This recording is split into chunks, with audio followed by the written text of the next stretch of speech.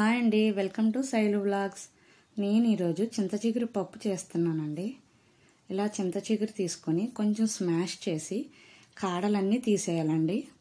అలా స్మాష్ చేసి కాడలు తీస్తేనే పప్పు టేస్ట్ బాగుంటుందండి. స్మాష్ చేసినప్పుడు పులుపు టేస్ట్ బాగా తెలుస్తుందండి. ఇప్పుడు ముందుగా ఒక గ్లాస్ పప్పు తీసుకుని 2 టైమ్స్ వాష్ చేసి పెట్టుకోవాలండి.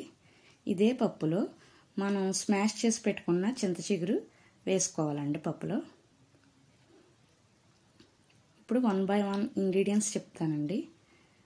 ముందుగా చింతచిగురు మొత్తం పప్పులో వేసుకోవాలి. తర్వాత 2-3 వెల్లుల్లిపాయ రెబ్బలు వేసుకోవాలండి. పచ్చిమిర్చి కట్ చేసి వేసినవి 2, 1 స్పూన్ కారం,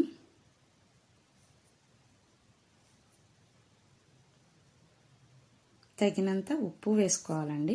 ఉప్పు కావాలంటే తర్వాత టేస్ట్ చూసి అడ్జస్ట్ చేసుకోవచ్చండి. వేసుకొని ఇప్పుడు ఒక గ్లాస్ పప్పు తీసుకున్నాం కదండి, 2 గ్లాస్ ఆఫ్ వాటర్ వేసుకోవాలండి.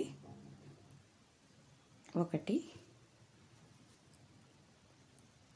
2. ఇప్పుడు మూత పెట్టుకుని గ్యాస్ మీద 3 విజిల్స్ రప్పించుకోవాలండి.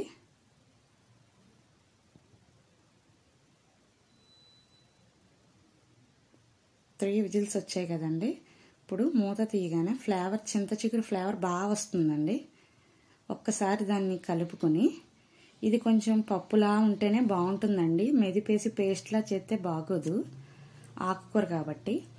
కొత్తిమీర కొంచెం వేసుకుని ఇప్పుడు తాలింపు వేసుకోవాలండి. ఆయిల్ కన్నా గీతో తాలింపు వేసుకుంటే టేస్ట్ చాలా బాగుంటుందండి.